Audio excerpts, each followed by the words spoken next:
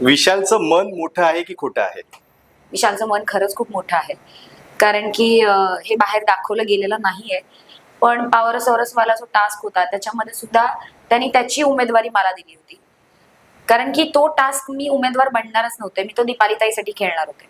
पण विशालने दीपाली ताईला आधीच गेम मधून आउट केलं होतं आणि तो टास्क आम्ही त्याच्यासाठी पुढे कंटिन्यू करणार होतो.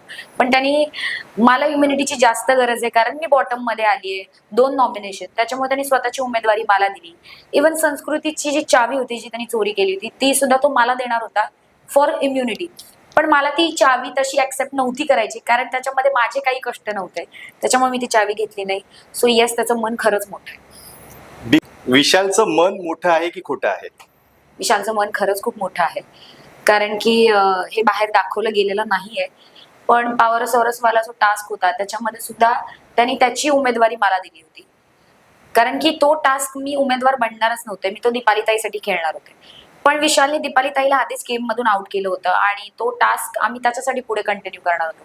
पण त्यांनी मला इम्युनिटीची जास्त गरज आहे कारण मी बॉटम मध्ये आलीये. 2 नॉमिनेशन त्याच्यामुळे त्यांनी स्वतःची उमेदवारी मला दिली. इव्हन संस्कृतीची जी चावी होती जी त्यांनी चोरी केली होती ती सुद्धा तो मला देणार होता फॉर इम्युनिटी.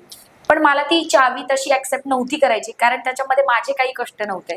त्याच्यामुळे मी ती चावी घेतली नाही. सो येस, त्याचं मन खरंच मोठं आहे.